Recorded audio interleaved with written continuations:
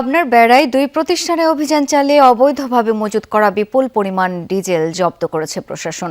উপজেলা প্রশাসন জানায়, গোয়েন্দা তথ্যের ভিত্তিতে রোববার রাতে উপজেলার কাজিরহাট বাজারের আব্দুল কুদ্দুস ও আব্দুস সালামের ব্যবসা প্রতিষ্ঠানে অভিযান চালানো হয়।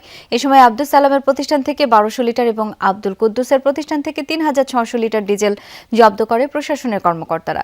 পরে দুটি প্রতিষ্ঠানের মালিককে ৫০,০০০ টাকা করে জরিমানার পাশাপাশি জব্দ করা ডিজেল সরকার নির্ধারিত মূল্যে খোলা বাজারে বিক্রি করা হয়।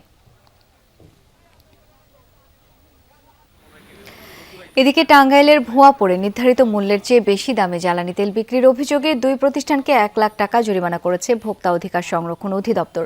দুপুরে উপজেলার ফসলান্দি মোড় এলাকায় মেসার্স উজ্জ্বল এন্টারপ্রাইজ ও জাহিদ এন্টারপ্রাইজকে জরিমানা করা হয়। ভোক্তা অধিকার সংরক্ষণ অধিদপ্তরের সহকারী পরিচালক আসাদুজ্জামান রুমেল জানান, জ্বালানি তেলের সংকটের অজুহাতে প্রতিষ্ঠান দুটি লিটারে ৩০ থেকে ৪০ টাকা বেশি দরে বিক্রি করছিল। সামনে এমন অভিযান অব্যাহত থাকবে বলেও জানান তিনি।